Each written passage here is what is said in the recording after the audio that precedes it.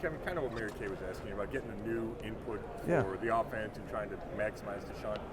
How important is it to get guys who've been in college, like Tommy, to add to that? Yeah, it can be. I think the game, as you know, Scott, like you're always trying to stay ahead of all the evolutions that this game that are taking place, and that's one of the things that, what keeps me up at night is where's the game going? Where's the offensive game going? I tell people all the time that you can put tape on from 20 years ago, or call it 15 years ago, when I'm on the sideline of those games, but that game doesn't resemble our current game.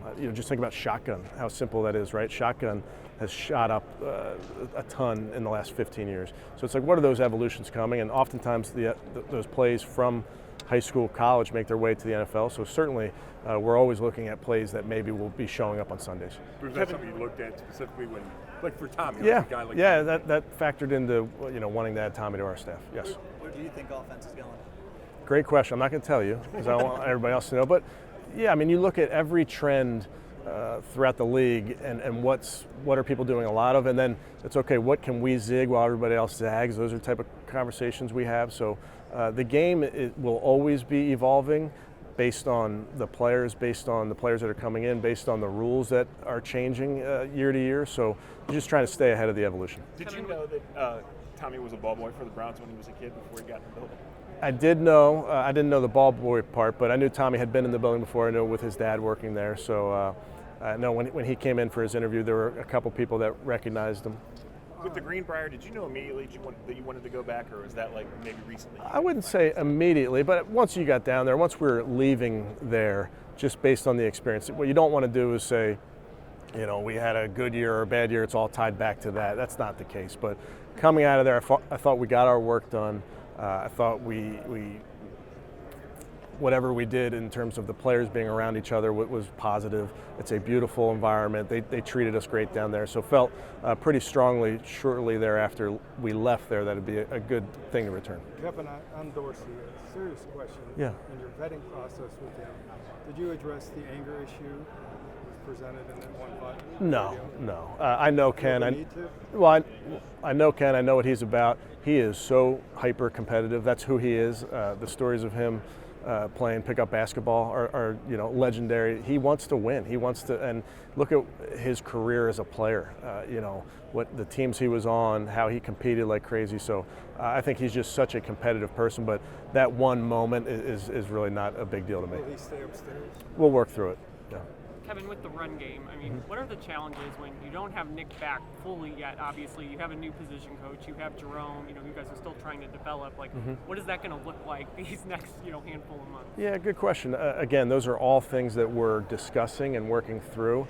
I'm excited about Deuce and the impact that he's going to have on that room. You mentioned Jerome.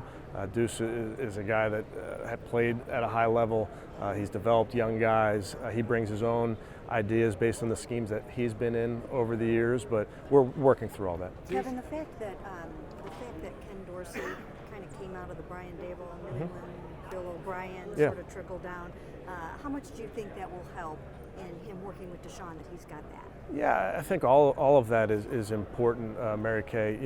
Ken's been in a bunch of different systems. I know most recently you mentioned Dabes and what they were doing in Buffalo, but Ken has been in versions of Norv's system, which I was also in when he was in Carolina. So he sees the game we see the game very similarly, but all of his experiences I think are important in what he brings with him. Deuce supposedly had some legendary competitive practices Yeah. with Schwartz Yeah. in Philly. Is that part of the attraction to him? A little more fire into that? Not necessarily. I mean, that's part of who Deuce is. Deuce brings the energy every single day. He does a great job, just even with our staff, bringing it every day. He definitely is a guy that you're going to hear out there on the practice field. He may have some shouting matches with the coaches at times. That might happen. So I may have to intervene. But again, a very, very competitive guy. Kevin, I know that you are working through things and you'll have meetings as they're coming up, but was there like a shared philosophy with you and Ken when you were interviewing, and then when you decided to hire him, that you thought you both like this and this is going to continue moving forward? Yeah, I think Ken, again, going back to his background, is varied. So he's somebody that, there's not many plays that he hasn't run or different systems that he hasn't run, so he's open-minded. I think that's where we are as an offensive staff right now as we put this thing back together, is what fits our guys. What are the best things that we feel like are going to be concepts, run game, pass game, that fit our guys, and I think Ken's uniquely positioned to do that. Kevin, kind of going back to the team building stuff like the Greenbrier. Last year you did that week in LA. You have two Western trips. Is that something that have you requested a similar? Yeah, we'll get there. Not yet on the schedule necessarily. I think our logistics team's going to want to kill me if I keep planning all these trips. No, I think we'll see how it goes, but not necessarily there yet in terms of requesting trips. Ever been to Brazil? Never. Yeah. Looking forward to it? We'll see. Yeah, I don't have any. I don't know. I know that's been reported, but I don't know. Kevin, with Elijah Moore, do you feel like he may have been someone that suffered from all the turnover and the revolving door at quarterback? Do you think the upside is so much higher for him? I do. I mean, you look at Elijah's, just look at the numbers. I mean, he has a career year, and I think that was for a reason. I mean, I feel really strongly about him, the player. As you know, when you are moving different quarterbacks in there, that can affect it.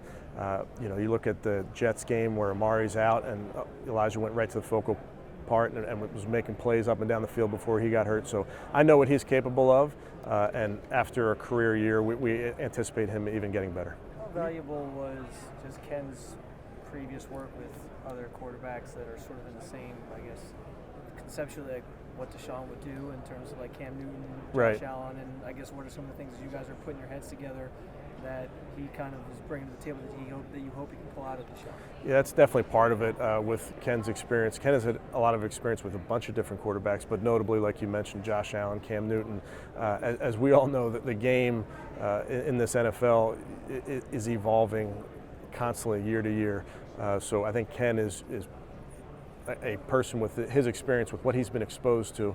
I feel really confident with him running our meetings, making sure that we're staying ahead of the curve.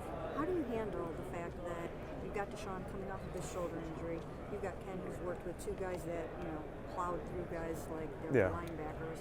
How do you handle the whole running piece with Deshaun, and what will you tell him to do in that? Right, I think they're all quarterbacks are different, Mary Kay, and like you mentioned, Josh Allen and Cam Newton are different, and Deshaun has always been very mobile. He will always continue to be very mobile. We'll always teach him and coach him up on being smart, because he's a great player for us. We don't want him to get injured, as we know, as important as that position is. But that's always going to be part of his game. So Ken and I will constantly, coach all of our quarterbacks to make sure they're taking care of themselves. When you talk about that backup quarterback, and whether it's Deshaun coming off the shoulder, just around the league, a bunch of guys got hurt.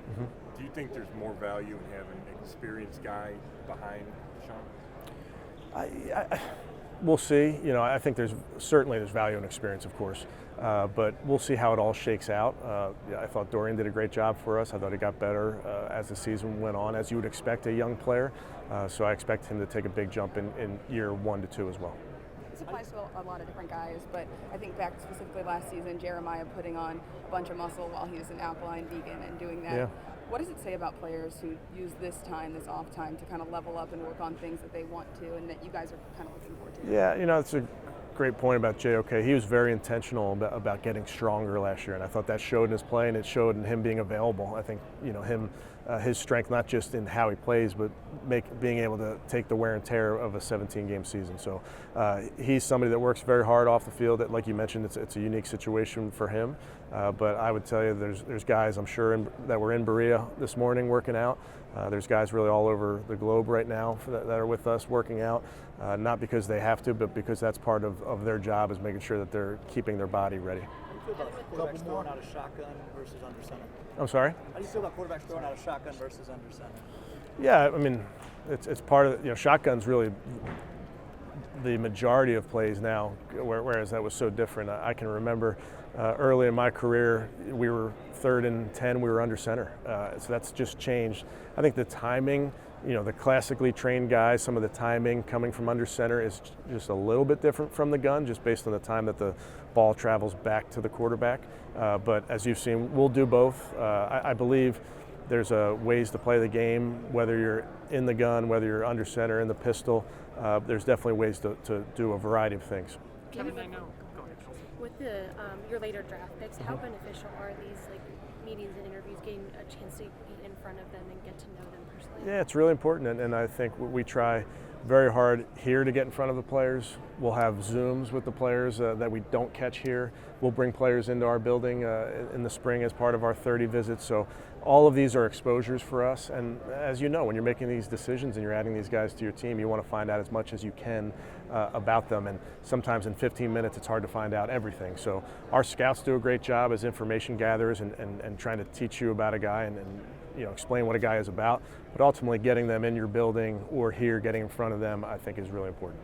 You guys have obviously a handful of guys on that D-line. I know there's turnover every year, but they're due to be free agents. Just how confident are you guys that you're going to be able to rebuild, replenish that room however you want to work? Yeah, I think we'll work hard to do what's right. I know Andrew has a plan and is ready to go in that regard, but it was an important position for us. That will always, just like the offensive line, really both lines are super important to us. Kevin, on that O-line, I know you'll never say you could have too many tackles, but with three guys who probably want to start, do you think one of those guys will be able to handle maybe not playing if that happens? It's a great problem to have. I feel awesome about all of our guys, but the three guys you're talking about, I feel great about them. Do you feel like you have enough really good, strong weapons for Deshaun, and will you solicit input from him on that topic and take it into consideration? Yeah, any quarterback I've ever been around would always take more guys, of course. So, but I think Deshaun trusts Andrew. I trust Andrew. We'll go through this process and do what is right for the team. But certainly, you're always trying to add as many weapons as you can. Kevin, last year switched to Jim and Bubba seemed to go really well. Did that give you any more comfort in switching all the guys on offense this year?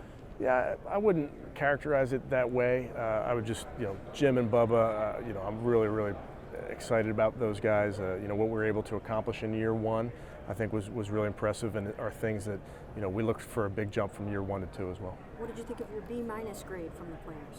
Yeah, report card season, I guess. We talked about it a little bit earlier.